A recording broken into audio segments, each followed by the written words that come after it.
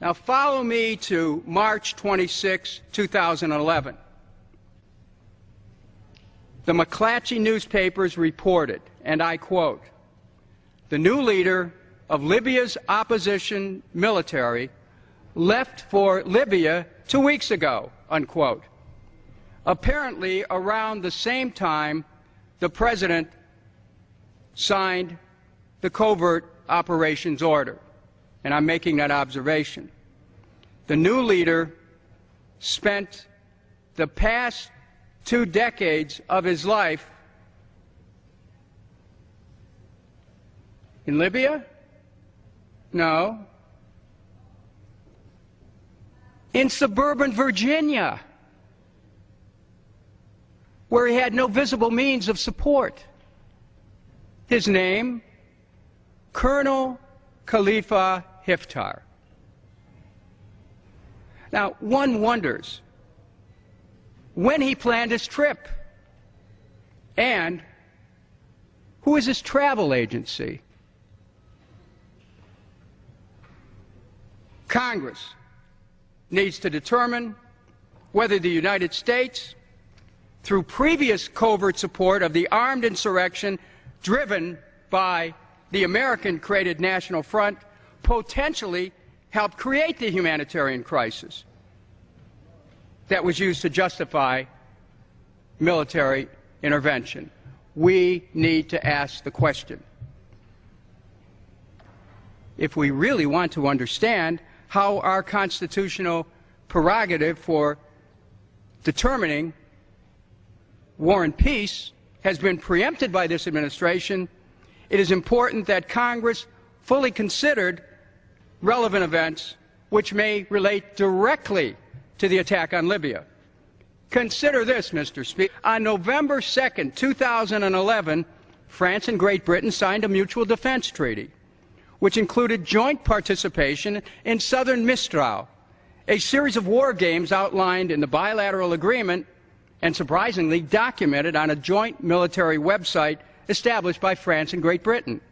Southern Mistral involved a long-range conventional air attack called Southern Storm against a dictatorship in a fictitious southern country called Southland in response to a pretend attack.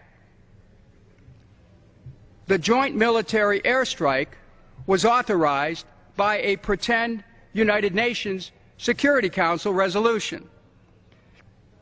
The composite air operations were planned, and this is the war games, for the period of March 21st through 25th, 2011. On March 20th, 2011, the United States joined France and Great Britain in an air attack against Libya, pursuant to UN Security Council Resolution 1973. So the questions arise, Mr. Speaker, have the scheduled war games simply been postponed, or are they actually underway after months and months of planning under the name of Operation Odyssey Dawn? Were opposition forces in Libya informed by the U.S., the U.K., or France about the existence of these war games, which may have encouraged them to actions leading to greater repression and a humanitarian crisis? In short, was this war against Gaddafi's Libya planned, or was it a spontaneous response to the great suffering which Gaddafi was putting upon his opposition? Congress hasn't even considered this possibility. NATO, which has now taken over enforcement of the no-fly zone, has morphed from an organization which pledged mutual support to defend North Atlantic states from aggression. They've moved from that to military operations reaching from Libya to the Chinese border in Afghanistan. North Atlantic Treaty Organization. We need to know, and we need to ask, what role French Air Force General Abriel and current Supreme Allied Commander of NATO for Transformation, may have played in the development of Operation Southern Storm and in discussions with the U.S. in the expansion of the UN mandate into a NATO operation? What has been the role of the U.S. African Command and Central Command in discussions leading up to this conflict? What did the administration know, and when did they know it? The United Nations Security Council process is at risk when its members are not fully informed of all the facts when they authorize a military operation. It is at risk from NATO, which is usurping its mandate, the UN mandate, without the specific authorization of UN Security Council Resolution 1973. Now, the United States pays 25% of the military expense of NATO, and NATO may be participating in the expansion in exceeding the UN mandate. The United Nations relies not only on moral authority, but on the moral cooperation of its member nations. If America exceeds its legal authority and determines to redefine international law, we journey away from an international moral order and into the amorality of power politics, where the rule of force trumps the rule of law. What are the fundamental principles at stake in America today?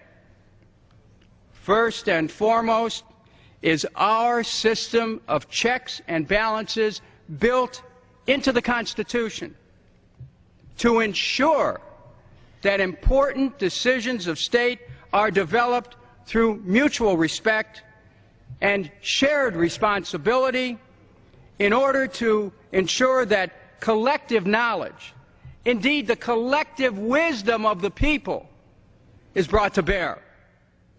Two former Secretaries of State, James Baker and Warren Christopher, have spoken jointly to the, quote, importance of meaningful consultation between the President and Congress before the nation is committed to war, unquote.